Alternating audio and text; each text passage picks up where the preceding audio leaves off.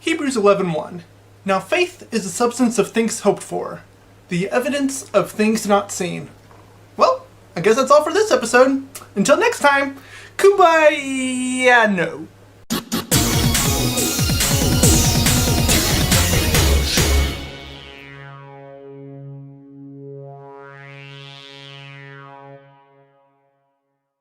Let me be petty and repetitive to make a point, to elaborate on the exact parameters of what exactly the Hebrews 11:1 definition can actually encompass.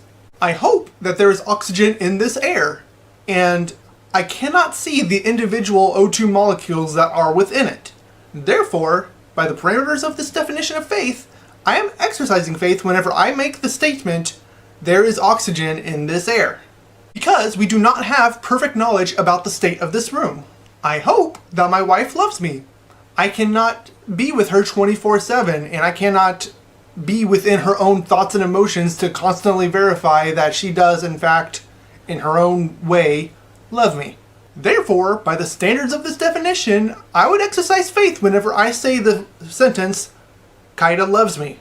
I hope that the money that I have in my bank account won't suddenly become worthless due to either the government system collapsing or via hyperinflation.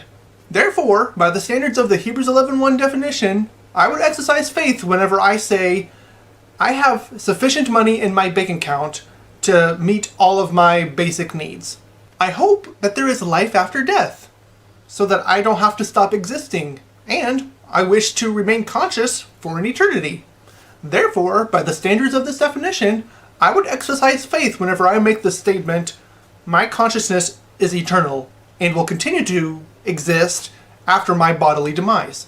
And lastly, I hope that there is a gangsta leprechaun at the end of an accessible rainbow just waiting for me with a bowl of chocolate Lucky Charms, just standing there waiting for me to say, yo fool, put some of these chocolate Lucky Charms into your pie hole. You don't need some of them cracker white charms, you need these chocolate good charms. Because once you go black, you never go back.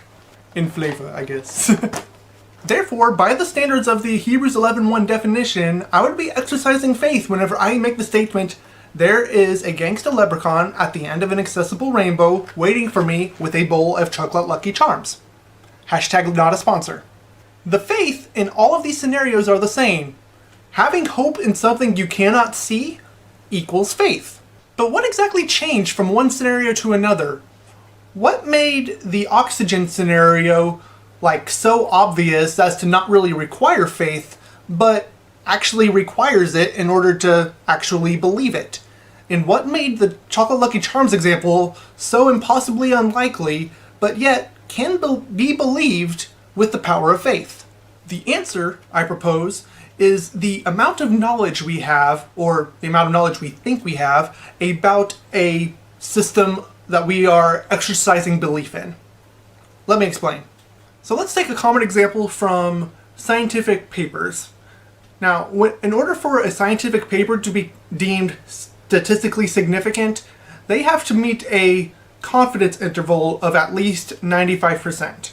That what they are publishing in that paper is accurate with the parameters that they set up. So let's say that there is a scientist that publishes a paper with exactly a 95% confidence interval, barely making the cut to be published by most academic journals. Then, let's say that this scientist relaxes from their scientific jargon to communicate what they have found with their less educated friends and family. I say that when the scientist states, I discovered this new thing and claim that this science paper is enough to believe this thing, I say at that particular moment, the scientist is exercising a 5% faith differential, hoping that the 5% discrepancy from the perfect knowledge of a 100% confidence interval is acceptable enough to relay the information nonchalantly to his friends and family as if it was an objective fact. Of course, any scientist worth their salt would actually let you in on the 95% confidence interval if you asked them and started to go deeper into the findings of the paper. I am just saying that with regards to faith, any claims to a scientifically objective fact like evolution is real, or space-time is real, or there is oxygen in this air, all those statements require a non-zero amount of faith to make those statements. So faith, as it appears, can be better defined as an amount of certainty in a domain of factual knowledge that is acceptable for the individual to continue believing in that domain of knowledge. By contrast, doubt can be defined as an amount of certainty in a domain of any knowledge that is unacceptable for the individual to continue believing in that domain of knowledge.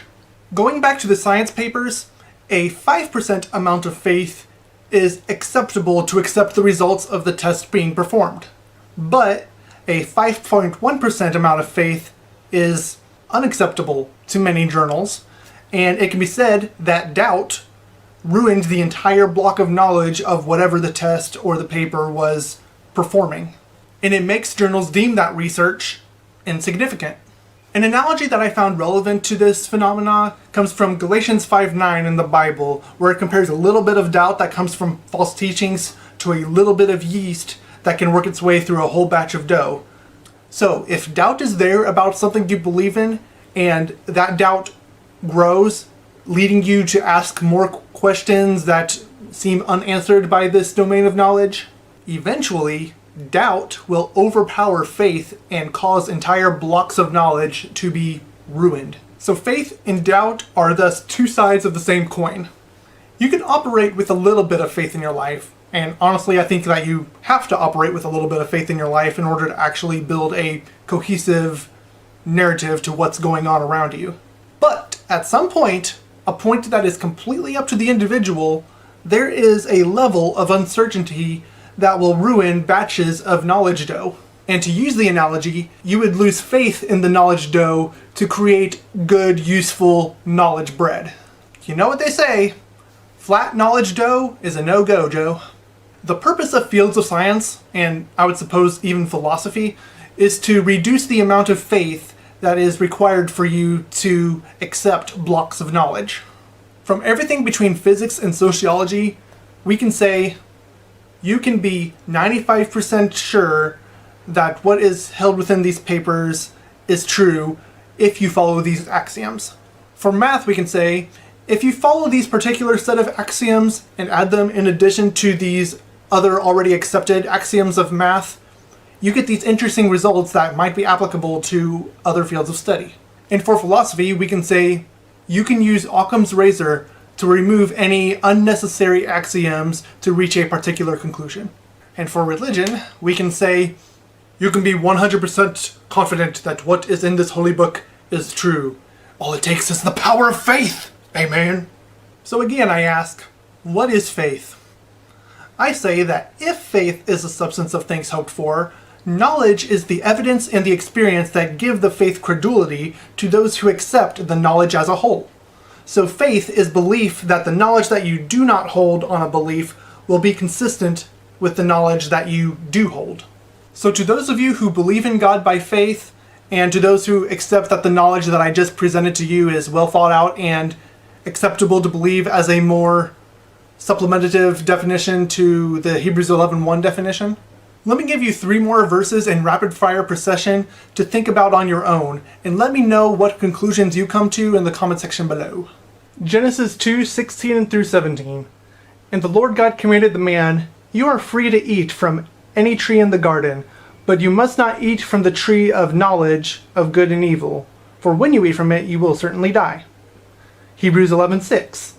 And without faith it is impossible to please him, for whoever would draw near to God must believe that he exists, and that he rewards those who seek him. 1 John 3:19-21. By this we shall know that we are of the truth, and reassure our heart before him.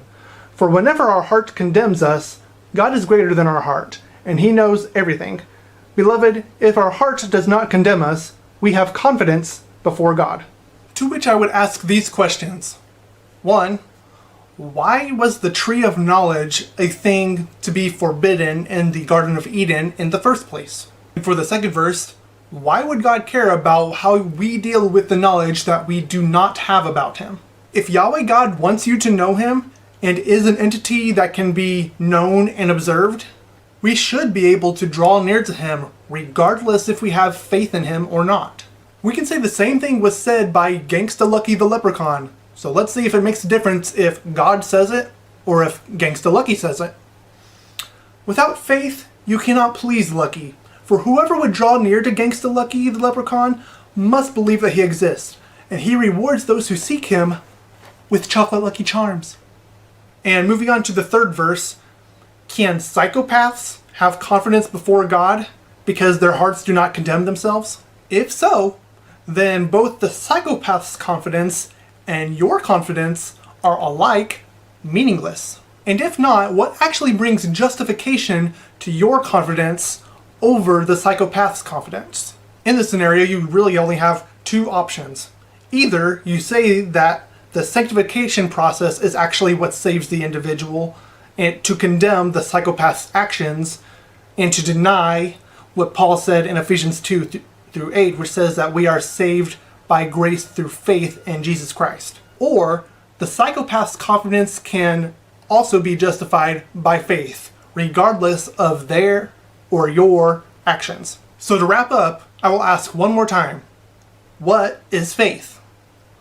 A refining of the Google search definition, which says that faith is complete trust or confidence in something or someone, would say that faith is having certain and sufficient confidence in someone or something. And to show how faith changes over time with regards to knowledge, we can likewise say that faith is believing that the knowledge that you do not hold on a belief will be consistent with the knowledge that you do hold. And faith is indeed the substance of things hoped for, which makes it all but useless whenever the hope is in things that do not exist, like a gangsta leprechaun. Well, that is all for this episode. If you would like to become more enlightened, depressed, enraged, or thoughtful with us, depending on your previous notions, please do us a giddy and click on those like and subscribe buttons, and join our group of sea creatures who live in the Notion Ocean. And until next time, kumbaya, mother duckers.